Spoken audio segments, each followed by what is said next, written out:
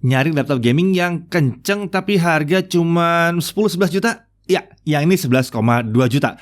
Pakai Ryzen 5 4600, GTX 1650 Ti, SSD-nya besar. Ya, ini adalah IdeaPad Gaming 3. Mencari laptop dengan performa tinggi seperti ini memang susah di pertengahan 2020. Laptop high performance di bawah 13 juta udah sangat langka, apalagi di bawah 10 juta. Hampir nggak ada, atau bahkan nggak ada. Iya, jadi kami mencarikan kalian yang dekat dengan 10 juta, dan ini adalah salah satu yang kami temukan. Yuk, kita lihat kemampuan dan fitur dari laptop gaming yang terhitung murah.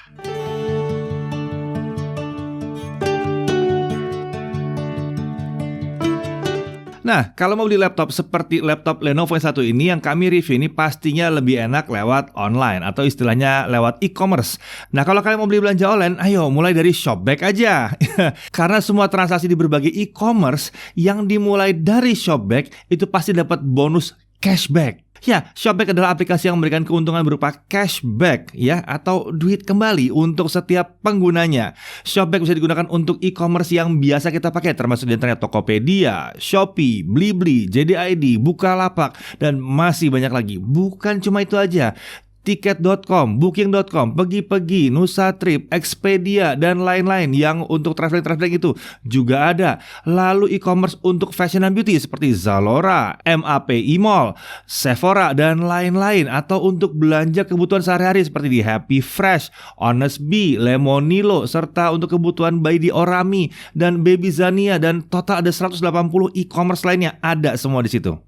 Transaksi yang mulai dari Shopback itu pasti akan dapat cashback tanpa batas belanja minimal. Dan cashbacknya adalah bentuk saldo di akun Shopback. Saldo cashback ini tidak ada batas waktunya, jadi bisa ditarik kapan aja. Ya, saldo ini bisa dengan mudah dicairkan ke rekening bank atau untuk redeem pulsa misalnya.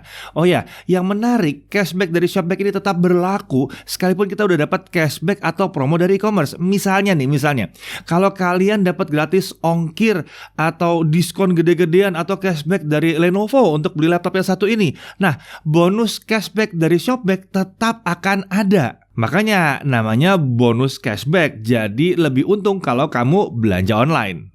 Nah, bagaimana cara dapat cashback dari Shopback? Gampang. Pertama, download aplikasi Shopback dari Play Store untuk pengguna Android atau App Store kalau kalian pakainya iPhone.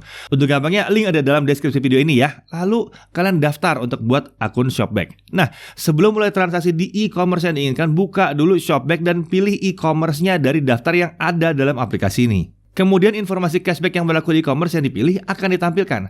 Setelah membaca info cashback apa yang berlaku, tekan lanjut ke aplikasi. Setelah aplikasi e-commerce terbuka, belanja dan lakukan pembayaran seperti biasa. Ya, tidak ada langkah khusus atau spesial yang beda saat memakai Shopback. Sederhananya, Shopback ini ya seperti semacam pintu gerbangnya belanja online. Setelah transaksi terverifikasi di e-commerce, cashback akan masuk secara otomatis ke saldo Shopback.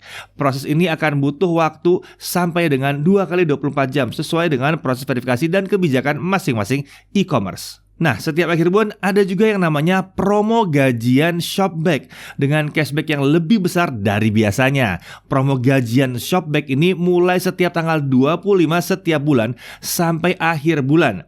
Selain cashback lebih besar, ada juga berbagai branded sale, flash sale, deal, dan berbagai kupon yang bisa bikin belanja lewat Shopback jadi lebih untung lagi.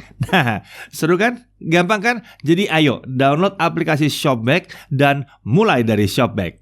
Ya, jadi kalau kalian mau beli laptop yang murah ini juga bisa pakai Shopback. Tapi sekarang mari kita lihat dulu detailnya laptop yang satu ini. Iya, Lenovo IdeaPad Gaming 3. IdeaPad Gaming berarti ini adalah laptop gaming kelas entry level dari Lenovo.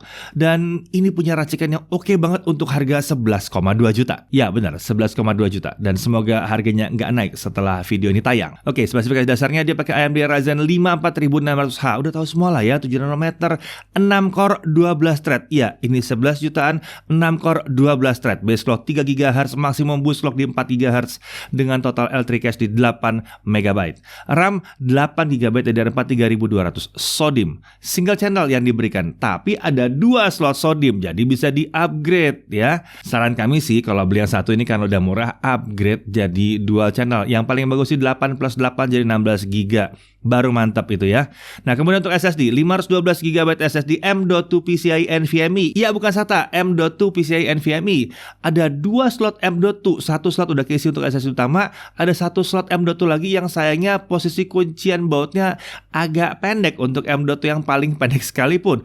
Untungnya, kuncian baut ini bisa dipindah dudukannya ke sebelah sehingga SSD M.2 ukuran 2280 atau yang panjang itu bisa dipasang. Sayangnya hal ini membuat storage SATA 2,5 inci jadi nggak bisa dipasang. Nah, jika tidak ingin memasang SSD M.2 kedua, penggunanya itu bisa memasang SSD atau hard disk SATA 2,5 inci sebagai storage kedua. Menariknya, kabel dan bracket storage disertakan pada paket pembelian. Harga segini, kabel-kabelnya lengkap. Ini membuat kita bisa menggunakan konfigurasi storage SSD M.2 plus SSD M.2 atau SSD M.2 plus SSD atau hard disk SATA 2,5 inci. Tinggal kalian pilih aja maunya yang mana. Nah, untuk grafis dia menggunakan Nvidia GeForce GTX 1650 Ti versi full power, bukan Max Q. Jadi performanya harusnya oke. 1024 CUDA cores 4GB GDDR6. Tentunya integrated graphics dari AMD Radeon Graphics juga masih aktif di dalam Ryzen-nya. Ini akan membuat baterai akan lebih hemat kalau kalian tidak lagi main game. Oke, untuk body, form factor-nya adalah clamshell materialnya polikarbonat dan desainnya bentuknya ya IdeaPad Gaming 3. Kita udah pernah review sebelumnya. Bentuknya cukup elegan. Secara keseluruhan dia ya simple lah, polos aja gitu ya. Di pinggir body ada logo Lenovo yang diukir pada lempengan logam yang menjadi ciri khas Lenovo seri IdeaPad. Untuk warna ini adalah Onyx Black. Dimensinya 35,9 cm kali 24,9 cm kali 2,49 cm untuk ketebalannya. Untuk bobotnya laptop ini adalah 2,08 kg, tergolong ringan untuk laptop golongan yang high performance seperti ini. Chargernya 490 gram, jadi total kalau dibawa-bawa nggak nyampe 2,6 kg, masih lumayan lah ya. Untuk display, nah layar ini adalah salah satu yang dikurangi ya. Panelnya adalah panel IPS loh, nggak apa dikurangin, ini masih IPS, masih oke panelnya.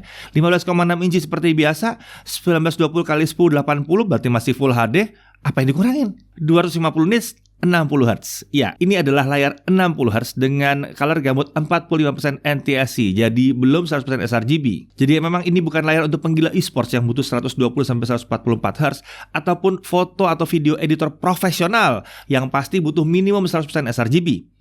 Tapi setidaknya dia adalah layar IPS yang lumayan baik, tidak menghambat gaming kalau kalian butuh 60 FPS max ya atau 60 Hz max ya. Dan untuk editing sebenarnya masih bisa dilakukan karena ini toh bukan layar TN. Jadi lihat dari kanan, kiri, atas, bawah juga tidak terlalu banyak berubah. Ini masih konsisten. Dan tentunya kalau butuh layar lebih baik, kalian bisa aja pakai layar tambahan di luar ya, bisa. Nah, untuk layar ini bingkai kanan kirinya cukup tipis, bingkai atas sedikit tebal karena ada kamera 720p 30 fps dan ini sudah dilengkapi dengan privacy shutter supaya kalian aman pada saat kalian kebetulan kehack mungkin. Kalau ditutup privacy shutternya, ya yang ngehack juga nggak bisa pakai kameranya ya.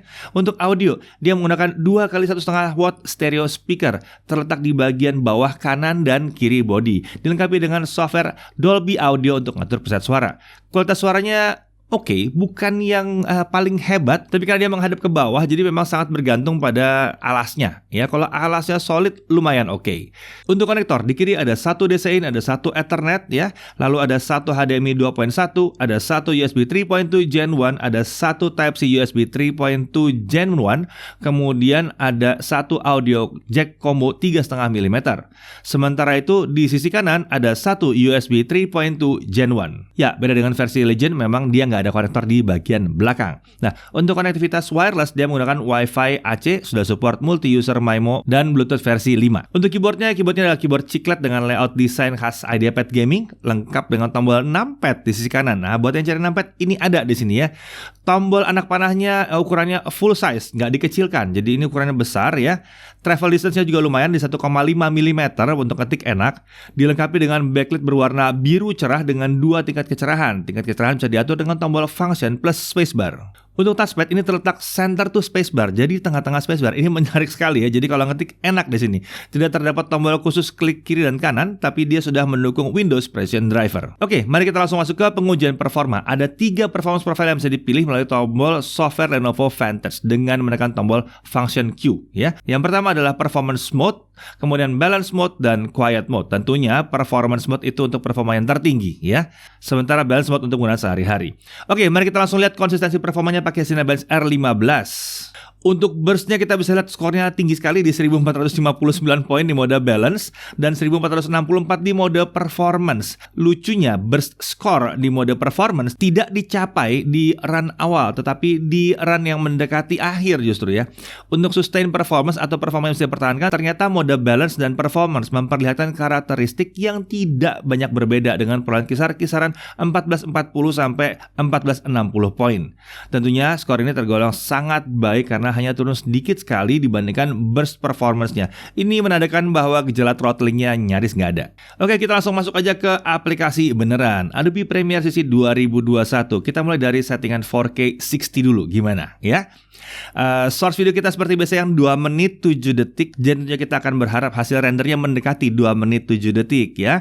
Ini ingat, ini YouTube 4K 60. Nah, kalau kalian tidak upgrade hanya pakai 8 GB RAM single channel, maka export time-nya akan membutuhkan waktu 4 menit 20 detik. Ini dalam kondisinya semua akselerasinya hidup ya. Jadi kudanya hidup. 1650 Ti-nya dipakai. Nah, kalau kita upgrade RAM jadi 16 GB dual channel, ini dari 4 menit 20 detik turun jadi 3 menit 29 detik. Nah, kalau udah 16 GB dual channel, cocok banget dia buat ngedit-ngedit 4K. Sebentar, 11,2 juta ngedit 4K 60. Luar biasa. Oke, lalu kalau kita lihat kalau 1080p 60 fps, kalau pakai di RAM 8 GB aja dengan semua akselerasi hidup, video ini akan selesai dirender dalam waktu 1 menit 41 detik. Sementara kalau RAM-nya 16 GB dual channel, ingat ini 1080p 60 ya, bukan 30. Dia selesai dalam waktu 1 menit 25 detik atau setengah dari panjang videonya. Oke, jadi untuk video editing pakai Adobe Premiere, laptop ini udah kencang banget. Terutama kalau kalian upgrade ke 16 GB dual channel. Kita akan membiasakan pengujian di 16 GB aja deh, lebih asik soalnya ya.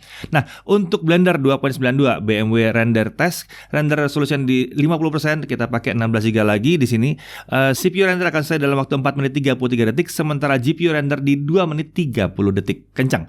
Kemudian untuk gaming test, kita langsung aja pakai 16 GB dual channel ya, nggak usah pakai 8 GB lagi. Kalau kalian emang mau betul-betul gaming, pakai dual channel. Yang pertama, CSGO 1080p low, kita dapat 180 sampai 280 fps. Mungkin kalian mau berpikir cari monitor ekstra yang 144 Hz. Cocok sih buat upgrade nanti tapi ya. Nah, kemudian Dota 2 1080p fastest, screen render 100% kita bisa dapat 110 sampai 140 fps. Sementara scene ringan bisa 180 fps. Masih ingat? 11,2 juta. Oke, kemudian Death Stranding 1080p default, tentunya nggak pakai ray tracing ya. Dia masih bisa 54 sampai 62 frame per second. Game AAA nggak ada masalah. Shadow of Tomb Raider 1080p high, kita masih bisa dapat 50 sampai 60 fps. Masih kencang juga. Assassin's Creed Valhalla 1080p medium bisa dapat 40 sampai 60 fps. Tidak ada masalah. Game AAA ditelan bulat-bulat sama dia juga. Nah, sekarang mari kita lihat kecepatan SSD-nya. Wah, memang bukan yang paling kenceng yang pernah kita lihat ya. Pakai Crystal Disma kita lihat bahwa read-nya di 1718 Mbps, sementara write-nya bahkan tidak mencapai 1000 Mbps. Tapi sepertinya di harga segini kita nggak bakal banyak komplain. Lagi pula ini sudah 2-3 kali lebih kencang dibandingkan SSD SATA yang biasanya cuma sekitar 500 Mbps. So, no complain mengingat harganya yang miring. Oke, mari kita beralih ke baterai, kemampuan baterainya. Kapasitasnya adalah 45 Wh. Lalu kita tes dengan brightness 50%, volume 20%. Kita coba video playback 1080p dan hasilnya adalah 11 jam 30 menit. Ini luar biasa. Ini laptop 11,2 juta, masih ingat kan ya? 11 jam 30 menit. Ini awet banget. Oke, kemudian kalau charging gimana? Charging nggak hebat-hebat banget ya. Kita bisa mendapatkan dari 0 sampai 100% ini sekitar 2 jam 20 menit. Tapi bukan berarti ini buruk. Mengingat konsumsi dayanya juga irit ya. 2 jam 20 menit itu cuma miss sekitar 10 menit dari harapan kami. Oke, sekarang mari kita lihat sistem pendinginnya. Sistem pendinginnya aktif tentunya ya. 2 kipas, 2 heat pipe. Terdapat heatsink yang menutupi komponen CPU, GPU, VRAM, dan VRM. Intake dari bawah, exhaust ke arah belakang dan kanan laptop. Untuk temperatur kerja CPU dan GPU, mari kita lihat dulu ya. CPU pakai Cinebench R15, memang dia bisa mencapai 87 sampai 92 derajat Celcius. Tipikal untuk 6 core 12 thread bisa menyentuh 90 derajat Celcius atau lebih ya. Lalu untuk GPU, kalau kita pakai Trimac Firestrike Stress Test, GPU-nya bertahan sekitar 66 sampai 69 derajat Celcius, nggak ada masalah. Lalu kalau kita pakai Adobe Premiere CC 2021 dan kita bisa melihat bahwa CPU-nya di kisaran 66 sampai 70 derajat derajat Celcius, sementara GPU 63 sampai 65 derajat Celcius. Dingin. Kalau kita pakai blender, blender yang CPU dan GPU tentunya ya, CPU di 68 sampai 70 derajat Celcius, sementara GPU di 64 sampai 66 derajat Celcius. Lagi-lagi adem. Lalu untuk Assassin's Creed Valhalla kita gaming, CPU-nya di sekitar 70 sampai 74 derajat Celcius, sesekali naik ke 78 tapi nggak nembus dari 80 ya. Lalu GPU-nya ada di kisaran 68 sampai 71 derajat Celcius. Lagi-lagi ini adem, nggak ada masalah sebetulnya ya. Sementara itu untuk temperatur permukaannya ini menarik sekali. Kita main Assassin's Creed Valhalla selama 30 menit. Area palm rest itu ada di kisaran 28 sampai 35 derajat Celcius. Sementara area keyboard di sisi kiri berada di kisaran 38 sampai 42 derajat Celcius. Area terpanas berada di bagian tengah yang mencapai 48 derajat Celcius. Ini panas sih ya, di bagian tengah ya. Tapi mungkin kalian bisa pakai keyboard tambahan aja ya. Area kanan keyboard berada di bawah 40 derajat Celcius. Ya, untuk harga dan varian paket penjualan, unit yang kami uji itu adalah harganya 11.199.000 di Legion Official Store, ya, tentunya di toko ijo. Ya, tersedia pula varian yang lebih murah dengan harga kurang dari 11 juta sebetulnya ya, versi YBID yang adalah Lenovo IdeaPad Gaming 3i pakai Intel Core i5 10300H, RAM 8GB, single channel juga, ada 2 slot SODIMM juga. Tapi yang ini pakai hard disk 1 TB, tapi masih ada slot M.2-nya, ada 2 slot juga ya. Lalu GeForce GTX 1650 Ti juga, layar 15,6 inci, Full HD IPS, sama. Cuma beda di prosesor dan storage-nya aja. Tapi menariknya apa? Yang satunya agak beda kan, Wi-Fi-nya sudah Wi-Fi 6. Dan harganya ini bahkan di 10 jutaan, 10,6 juta. Ini seru sih kalau kalian bisa ganti hard disknya ke SSD, mau SATA atau M.2 ya. Seru banget nih harusnya. Karena harganya udah murah dari awalnya. Sebentar. Nah, daripada kelamaan, kalian butuh yang satu ini di review terpisah nggak? Kalau butuh, tulis di kolom komentar. Kalau banyak yang minta, kita reviewin terpisah, oke? Oke, lanjut. Untuk yang versi Ryzen ini tentunya sudah mencakup Windows 10 Home, ya, Microsoft Office Home and Student 2019 senilai 1,8 juta rupiah. Kemudian Lenovo IdeaPad Gaming Mouse, dapat gaming mouse di sini. Lenovo Backpack masih dapat backpack. Kalian kira 11,2 juta berarti dibuang-buang semua aksesorisnya? Nggak, masih dikasih. Garansi tetap 2 tahun. Dan pasti banyak yang nanya, dapat accidental damage protection nggak? Masih dapat selama 1 tahun. Masih ada 1 tahun ADP. Jadi kalau kalian nggak sengaja ngerusakin dalam 1 tahun, misalnya jatuh, patah, pecah, kesiram air, ini masih bisa ditanggung. Luar biasa. 1 tahun laptop murah kayak gini, luar biasa deh. Hal yang perlu diperhatikan, yang pertama, layar IPS 45% NTSC 60Hz. Ini bukan layar terbaik, tapi setidaknya sudah IPS. Kalian bisa lihat dari tadi layarnya udah cukup cemerlang kok sebenarnya ya. Saat ini kami rasa ini adalah pengorbanan yang pas. Layarnya udah cukup baik untuk penggunaan sehari-hari. Kalau butuh layar 120Hz atau 100% sRGB, ya pakai layar eksternal aja. Jadi di jalan pada saat lagi mobile dibawa, kalian pakai layar IPS bawaannya. Di rumah kalian bisa pakai layar yang lebih baik lagi. Untuk RAM harus diperhatikan hanya 8GB single channel. Jadi performanya akan maksimal kalau kalian pakai 2 keping RAM. Harga 8GB dari 3.200 saat video ini dibuat sekitar 700 ribuan. Jadi masih masuk di akal ya. Masih belum mencapai 12 juta harusnya kalau kalian pasang sendiri. Oke, kemudian dari si poin menariknya, harganya jelas murah. 11,2 itu murah banget pakai prosesor AMD 6 core 12 thread, GPU GTX 1650 Ti, performa prosesor juga tinggi, nggak pakai throttling. Performa gaming dan konten kreatornya sangat oke banget. Mau main game AAA juga udah oke. Suhu kerjanya juga oke. Agak tinggi tapi nggak tinggi-tinggi banget ya. Terdapat software pengaturan performance seperti biasanya ya. Desainnya simple, nggak mencolok. Mau dibawa kuliah dan kerja juga masih oke. Dapat dikonfigurasi jadi dual storage pula. Kemudian performance baterainya bagus banget karena bisa 11 jam lebih untuk video playback. Konektornya cukup lengkap. Bonus pembeliannya juga melimpah ruah. Garansi 2 tahun pakai 1 tahun ADP pula ya. Oke, untuk 11,2 juta. Jarang sekali kalian menemukan laptop gaming dengan racikan semenarik Lenovo IdeaPad Gaming 3 dengan prosesor AMD yang satu ini.